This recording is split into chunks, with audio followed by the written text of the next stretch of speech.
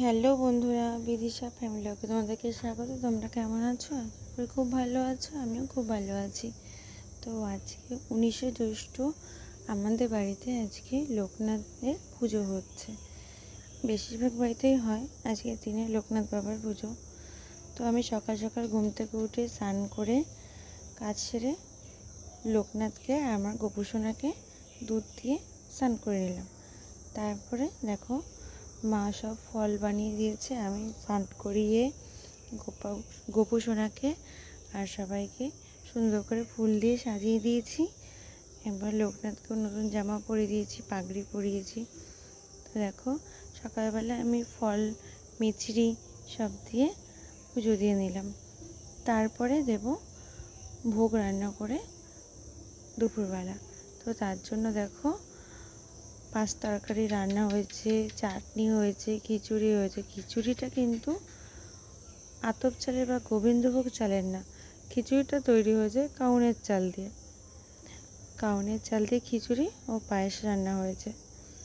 আর হয়েছে 5 রকম ভাজা আর লুচি, মালপোয়া, তারপরে আছে দই, আর আছে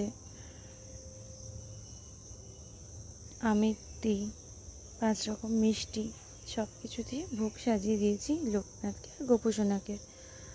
আজকে যেহেতু লোকনাথ বাবারই দিন, তার জন্য গোপুসোনাকে আর 5 রকমের মিষ্টি দিইনি, আজকে লোকনাথ বাবাকেই দিয়েছি।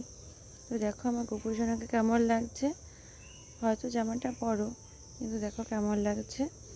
আমি এদিকে পুজো দিচ্ছিলাম আরতি করার জন্য, সব মোমবাতি ধরিয়ে পঞ্চপ্রদীপ ধরিয়ে নিয়েছিলাম। মাঝিকে বসে কাশি বাজাচ্ছিল, আর লোকনাথ বাবার যে পাঁচালিটা, সেই পাঁচালিটা পড়ছিল। তারপরে আমি আরতি করে নিলাম। তো দেখো কার কার বাড়িতে আজকের দিনে লোকনাথ বাবার পুজো হচ্ছে আমাকে কমেন্ট করে জানিও। আমার ভিডিওটা ভালো লাগলে অবশ্যই লাইক, কমেন্ট, শেয়ার করো, আমার পাশে থেকো। আর যারা যারা এখনও আমার ইউটিউব চ্যানেলটাকে সাবস্ক্রাইব করোনি, তারা সাবস্ক্রাইব করে দিও। আর আমার ফেসবুকেও আছে, ফেসবুকটাও তোমরা ফলো করো। তো আমার গোপুসোনা আর লোকনাথ বাবাকে পুজো দেওয়ার ভিডিওটা কেমন লাগলো আমাকে কমেন্ট করো। আর যার যার ভোগের প্রসাদ খেতে ইচ্ছা হচ্ছে চলে আসো আমাদের বাড়িতে। আমি শঙ্খ বাজাতে পারছিলাম, খুব কষ্ট হচ্ছিল, তো অনেক কষ্টে পুজোটা দিয়ে শঙ্খটা তাড়াতাড়ি করে বাজিয়ে নিলাম।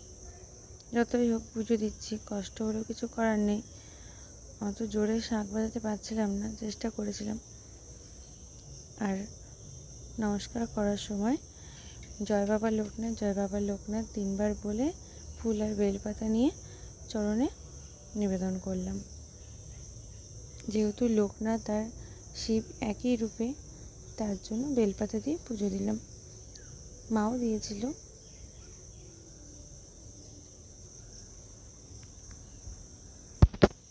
তো দেখতেই পাচ্ছ আমার পুজোটা হয়েই এসছে। আমি পুজো করতে করতে কান্নাই করে দিয়েছিলাম। তো দেখো পরে আবার প্রসাদ খাই দিলাম।